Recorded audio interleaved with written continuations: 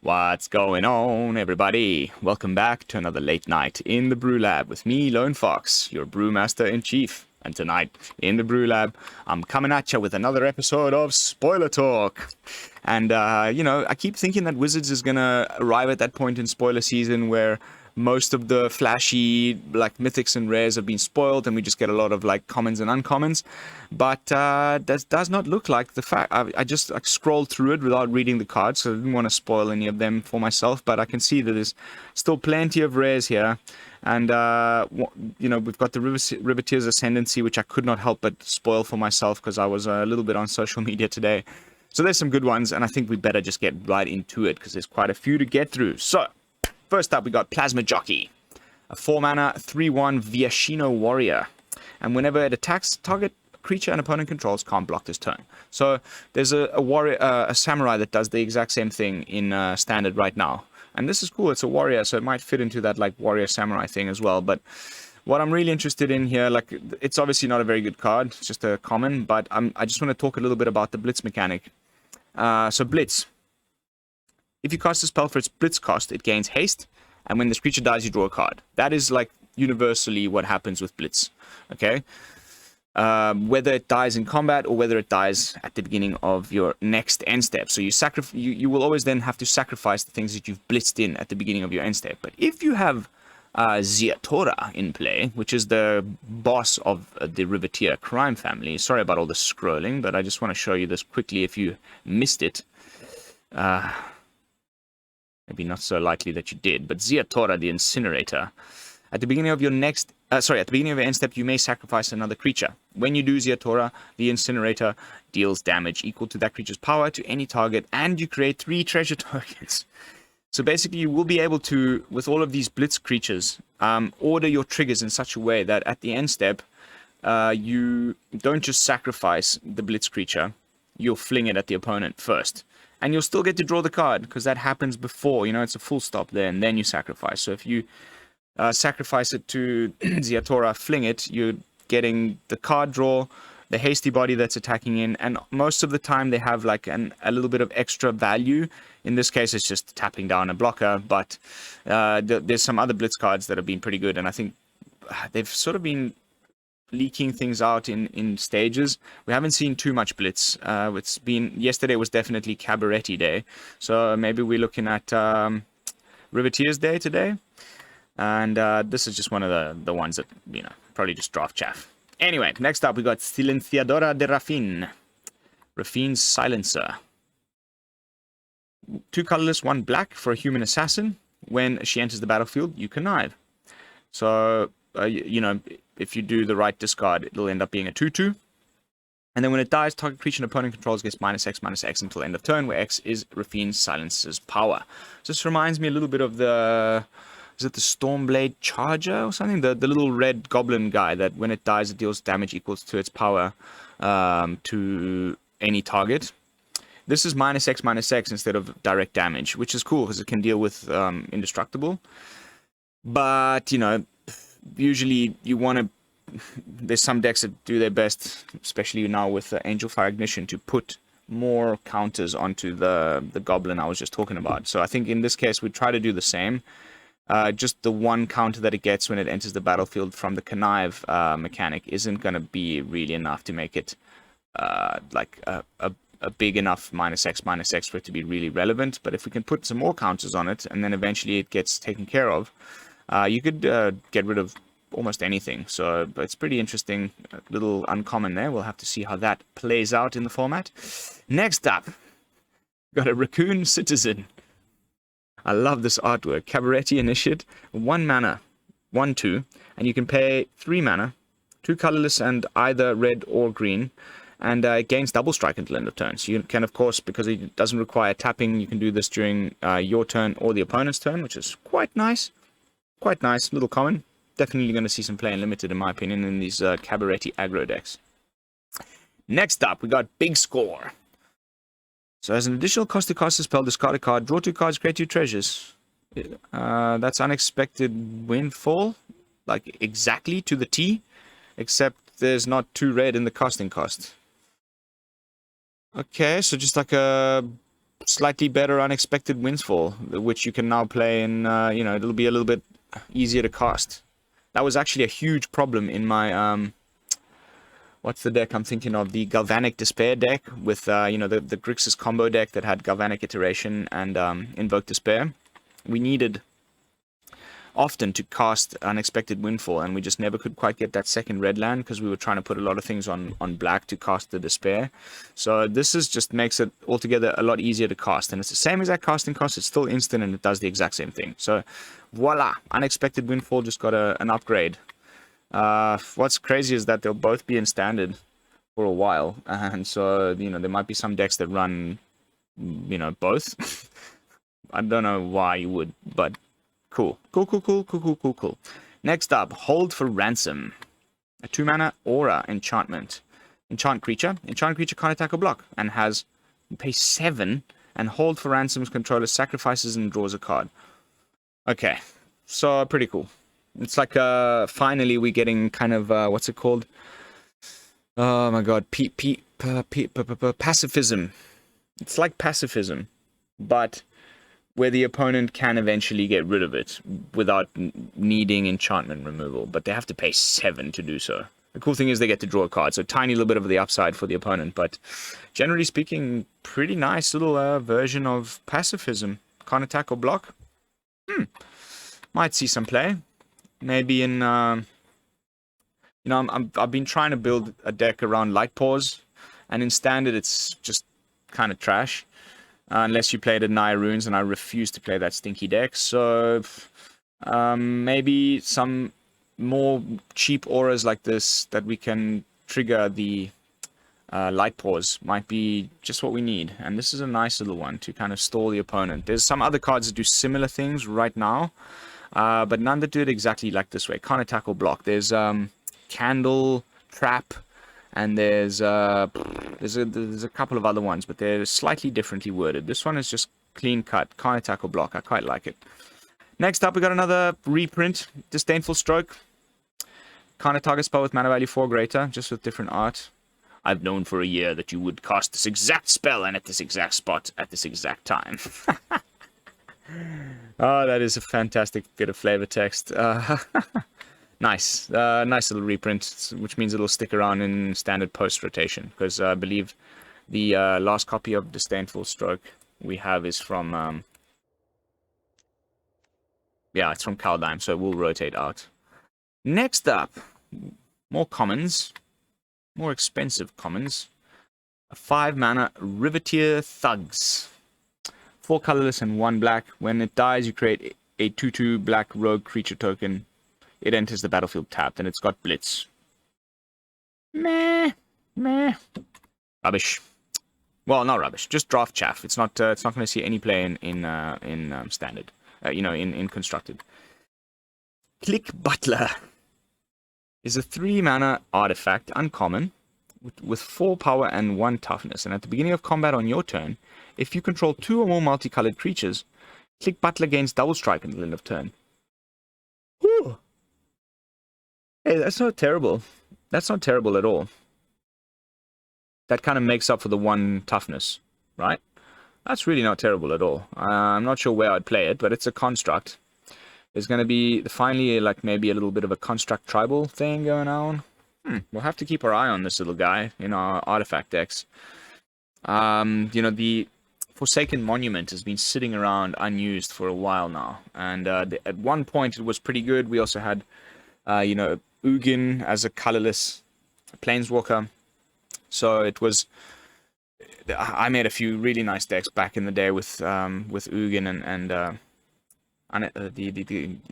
the Monument. But now it's just, there's not enough support for it. So I'm hoping that we get a little bit more action for that deck. A little nice colorless deck, or, you know, colorless splash black could be nice. Next up, we got Zapatos de Cemento. Another Spanish card. Cement Shoes. 1 mana, artifact equipment. Equipped creature gets +3/+3 and has at the beginning of your end step, tap this creature. So it can never block. But then equipped creature doesn't untap during the controller's untap step.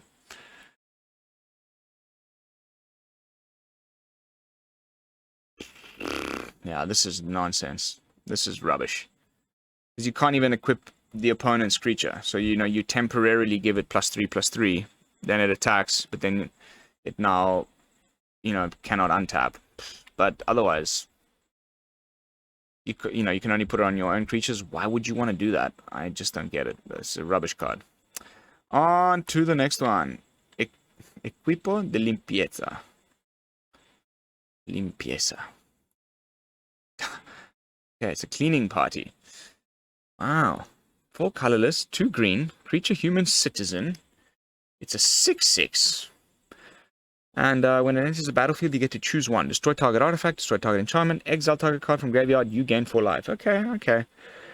I can see why it's uncommon. Oh, I beg your pardon, it's highly versatile, but it's a bit expensive. That's about all I can say. Yeah, exactly. I agree. For limited though, like the yeah, that's really strong.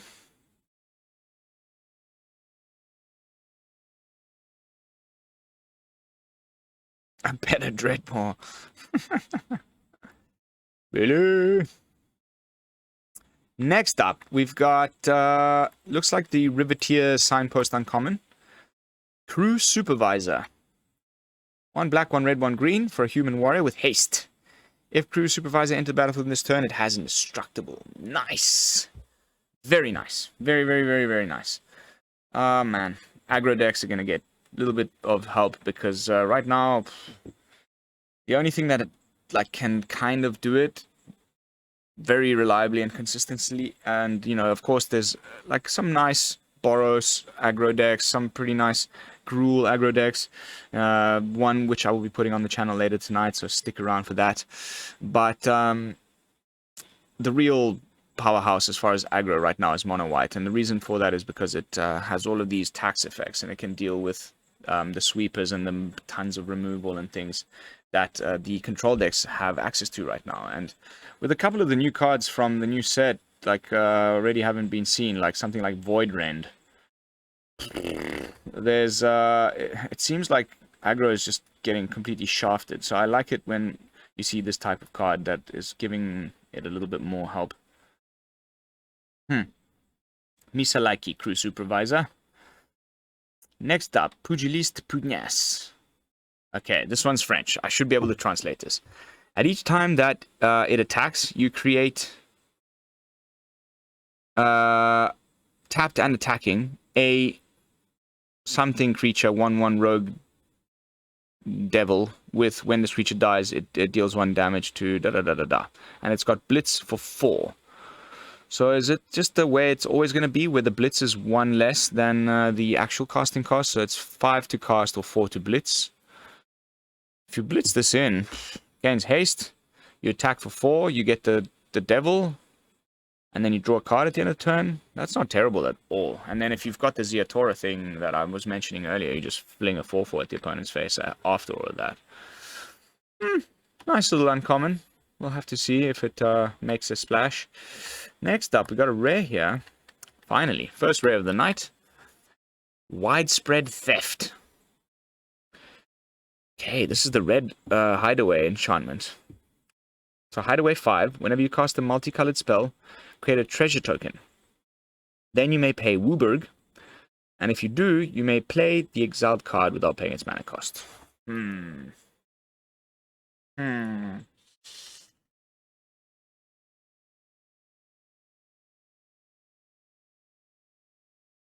Cool. So, I mean, obviously you can get to 5 treasures by casting a bunch of multicolored spells, at which point the Wooburg is going to be easy to do, because you'll just, you know, you don't have to put this card in a 5-color deck. You just use your treasures to then cast the card from exile without paying its mana cost. It's quite nice.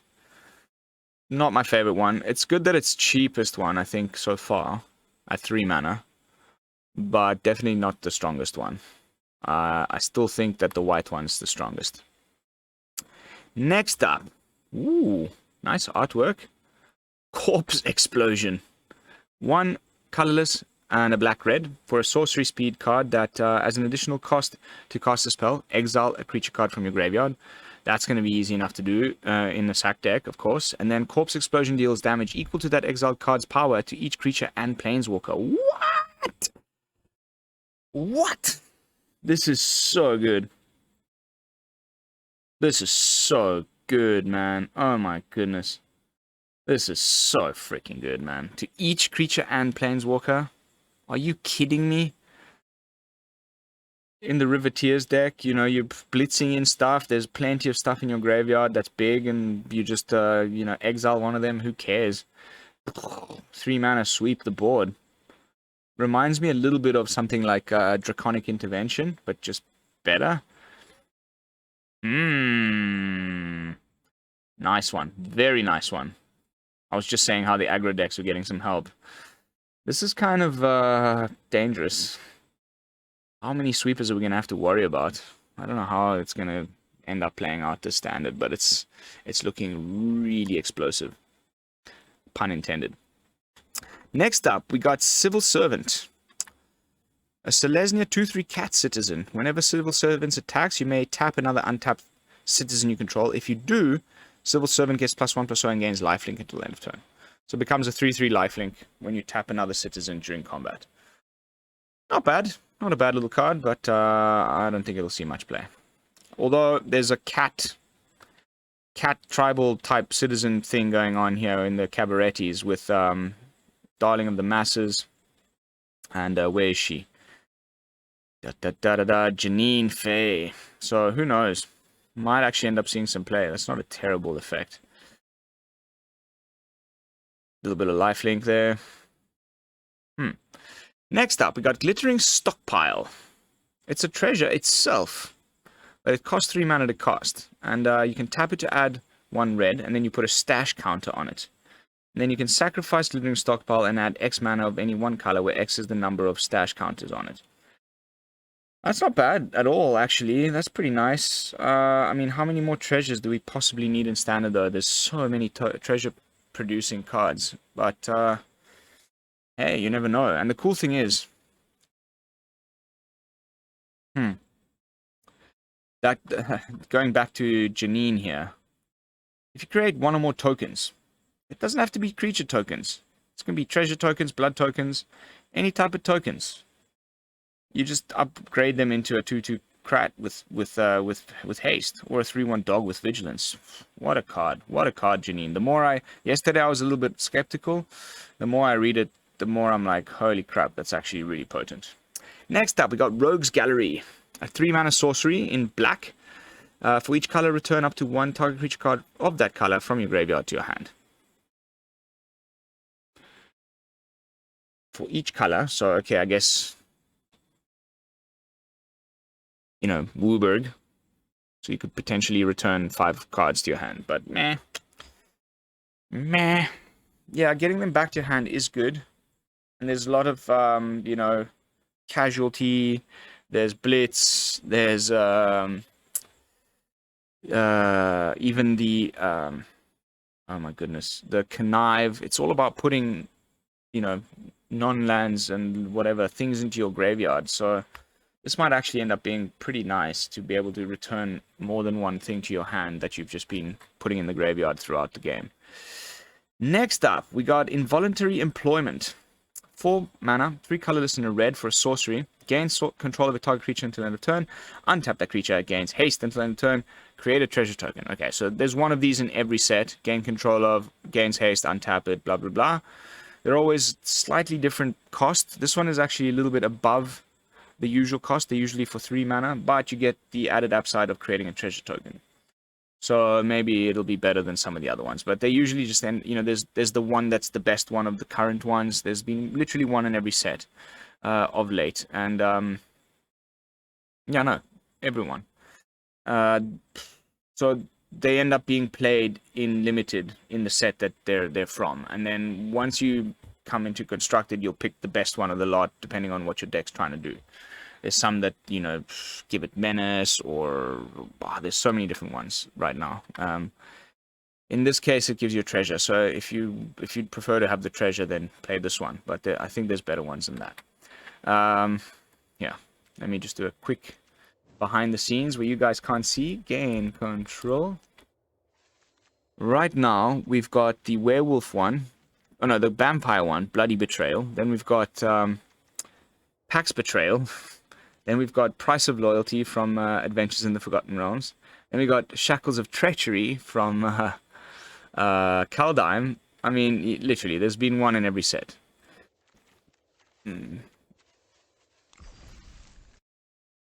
Next up, we got Kaldaya Strongarm.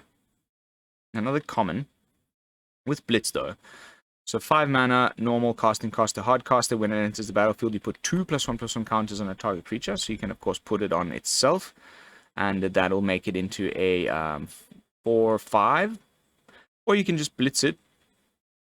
Put those counters elsewhere. And then, you know, do the whole Blitz thing. Attack. Oh, pardon me. And then, you know, draw a card. Next up, we got another Angel. Haha! Angel Advisor. 3 mana and Azorius colors, white and blue, for an Angel Advisor. The 3-drop slot's already got Righteous Valkyrie for now. I don't think this will see play. Just based on that, I won't even need to read the card. But let's see. When it enters the battlefield, you choose target creature you don't control and tap it. If you control a creature with counter on it, the chosen creature doesn't untap during its controller's next untapped step. Blah, blah, blah. Hey, not bad. Not bad. Not a bad little card, but yeah, probably won't see much play. Next up, we got Riveteers Decoy. 1 and a green for a human warrior. Riveteer Decoy must be blocked if able. It has Blitz 4, so it's the one time where the Blitz is higher than the casting cost. Interesting. I guess you blitz it in when your opponent's got the chump blocker for your big creature, and all you need to do is get through for damage with your big creature. And then you attack with both the Riveteer Decoy. I guess the flavor's on point. He keeps the heat off his allies by drawing it all to himself. He's got like a horn in his hand. Hey, I'm over here. So they have to block this guy, and then your big guy gets through. That's actually quite nice. If it had flash... No, sorry, what am I talking about? Blitz is good enough. Next up, this one has been all over social media. I think people are quite hyped on this one. It's again one of these with the interesting dual pip minor casting cost things. Okay, we don't need to tab into this one. It's in English. What are you doing? So it can be either, you know, played in mono red, or in Jund, or in Gruul, or in Rakdos, which is just fantastically versatile. Another Viashino warrior. A 3/3 with haste. And whenever a creature you control with haste attacks, you create a tapped treasure token. The fact that it's tapped is freaking good, because it would be way too busted if it wasn't. I think this is actually pretty damn good, guys, because, you know, there's going to be lots of hasty creatures in the deck that wants to play this. And so it's not just it, you know, making you those tapped treasures. It's all your hasty boys. Oh my god, I was like just sudden yawn attacks. So yeah, the fact that it's legendary is a slight downside for me. It would be nice to have maybe more than a few of these on the battlefield, but then it might just get a little too busted. Next up, we got Reservoir Kraken. 4 mana, 6/6, with Trample and Ward. Wow. Okay, Ward 2. 4 mana, 6/6, with Trample and Ward 2. At the beginning of each combat, if Reservoir Kraken is untapped... Oh, okay, it's one of these things where the opponent can do something and tap it. But the thing that they do is, you know, usually good for you. In this case, they would have to tap an untapped creature they control.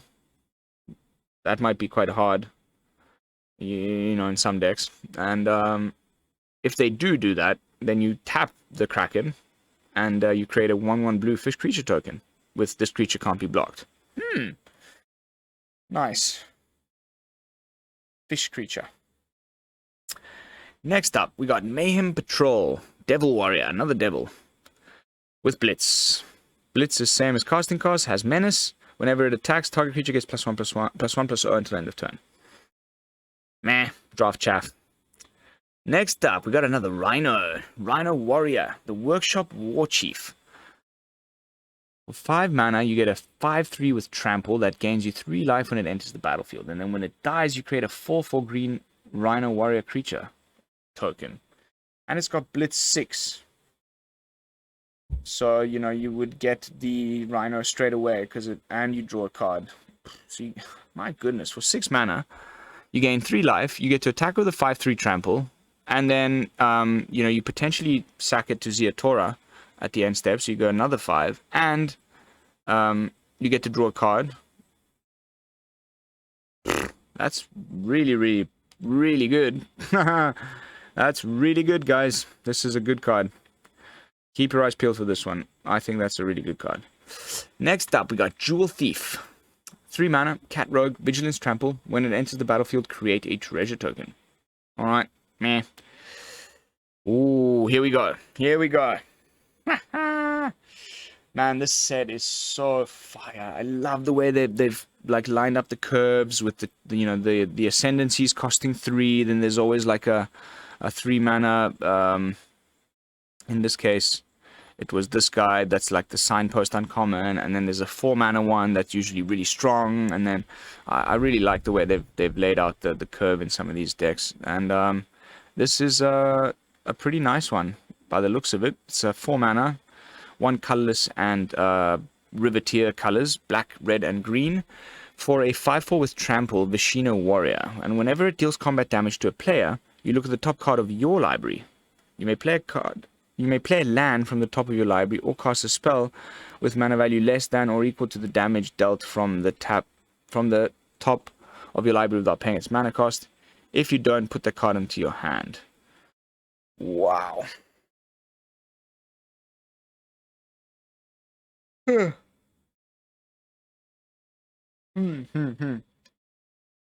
Combat damage to a player. Look at the top card of your library. You may play a land from the top of your library or cast a spell with mana value less than or equal to the... Okay. Very nice little card. I don't know, though. We'll have to see. The blitz cost is the same as the casting cost plus 1 colorless. So far, the blitz thing, I haven't spent enough time focusing on it. I'm like already planning my cabaret day 1 stream. But this might have to be the second family we dive into. The Riveteers are looking real strong. Next up, we got a 3 mana sorcery. Return up to 3 target creature cards with mana value 3 or less from your graveyard to the battlefield. What? What? In white? To the battlefield? Sure, 3 or less is a big caveat, but like all of the good cards in mono white are 3-drops. Although so is this one.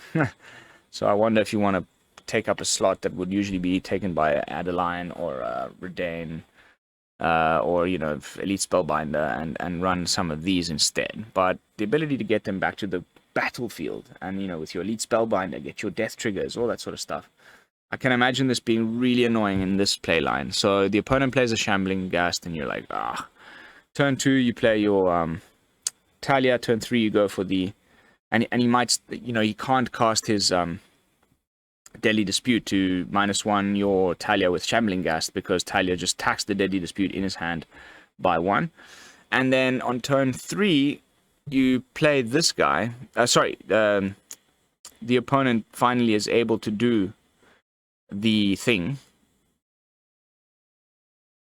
where he, you know, Deadly Disputes the Shambling Ghast, maybe turn 3 you play out a Elite Spellbinder, and then you get the ETB of the Spellbinder, and then they do the thing with the on their turn 3 with the Deadly Dispute, and they'll have to choose, do I want to get rid of the Talia, do I want to get rid of the Spellbinder? If you put up enough pressure, they'd probably want to get, you know, if they don't have any flying blockers or whatever, they'll probably prioritize the Elite Spellbinder, and then you just cast this the following turn and bring it right back to the battlefield, and it exiles another card from their hand. I think this is going to see some play. I'm just not entirely sure where. There is like a Bant Reanimator deck that's running around with Invoke Justice and things that might end up in there. We'll have to see. Next up, we got Veterano de Medalliores. Another Spanish card. Medal Veteran? Broker's Veteran. No, Medalliores. Ooh, I didn't know that meant brokers in Spanish. So 2 mana, 1 and a blue for a human soldier. Whenever veteran dies, you put a shield counter. Oh. Finally, I was waiting for a card that put shield counters on things, not that it just came with shield counters. But, meh. Just a 2/1. Nah. Next up, Riveteers Ascendancy. Might be really strong. Not sure how I would grade these yet, but, you know, as far as all the Ascendancies, but this is the last one. Riveteers Ascendancy is the same as all the others. It's just, you know, the colors of the crime family. Black, red, green in this case for an enchantment, and whenever you sacrifice a creature, you may return target creature card with mana value less than your graveyard, you know, less than the sacrifice creature from your graveyard to the battlefield tapped. And you can do this during, you know, the opponent's turn and your turn. We are the city down to its bones.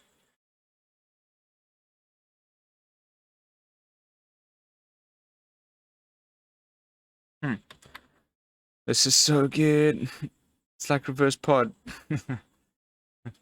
Nice, very nice Ascendancy. Again, I'm gonna have to look at Riveteers like on day 2. It's looking like my second favorite so far. Next up, we got Mr. Orfeo the Boulder. Legendary creature Rhino Warrior. For a 2/4, you're paying 4 mana. So same casting cost as Ziatora's Envoy here, and in the same clan. So, let's see which one ends up taking precedence. But whenever you attack, double target creature's power until end of turn. That is nice. That is very nice. Next up, we got Brass Knuckles. I saw this one on Instagram today. Sorry, on Twitter. When you cast this spell, copy it. So it's straight away, boop, boop, you're getting 2 of them. And equipped creature has double strike as long as 2 or more equipments are attached to it. So it doesn't have to be 2 or more Brass Knuckles. It'd be another one. And it's got a very cheap equip cost of 1. This might actually finally see some play in the equipment stack. We've had some pretty crappy ones. We've arrived at the final 2. Let's do a little refresh, see if there's anything left. My eyes are like starting to close. I'm so exhausted. I can't wait to get into my little bed with the aircon and pass out. And then I'm going to get up a little later and do today's deck tech. So we've got Nightclubber. 1 colorless, 2 black for a 2/2 human warrior. When it enters the battlefield, creatures your opponent control get -1/-1 until end of turn. That is nice. And you can blitz it in where it just makes it casting a little bit easier. You don't have to have toilet paper. You know what I mean. The Nightclubber. If you've got... if you don't have the 2 black, then... I don't know. It's a battlefield creature. It's like a little micro sweeper. For like mono black, this is actually really nice. I mean, for mono white. Put in a blink deck, flicker it in response to the blitz sacrifice trigger, keep it around, it gives cumulative -2/-2 to the board.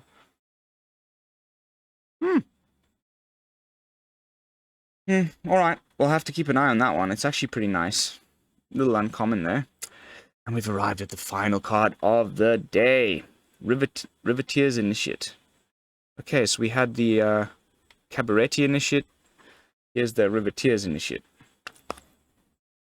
Also has a similar thing. It's a 2 mana. That was a 1 mana. This is a 2 mana. 2/2 though. The other one was a 1/2. And then you can pay something. And in this case, it'll be the Riveteer colors. 1 colorless, 1 black, and 1 green. And it gains Death Touch until end of turn. Hey, not bad. I can't remember the last time there was a red creature with Death Touch, to be honest.